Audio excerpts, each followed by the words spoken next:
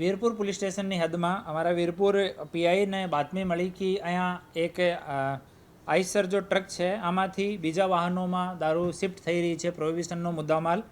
તો આ બાતમી મળતા જો ત્યાં રેડ કરવામાં આવી અને આઈસર ટ્રક અને દારૂની નાની મોટી 11,588 બોતલ જેની કુલ કિંમત 19,84,060 રૂપિયા અને બીજો વાહનોનો મુદ્દામાલ 15,60,000 રૂપિયા અને કુલ મળીને મુદ્દામાલ જો 35,00,000 અને 44,060 રૂપિયાનો ટોટલ મુદ્દામાલ છે.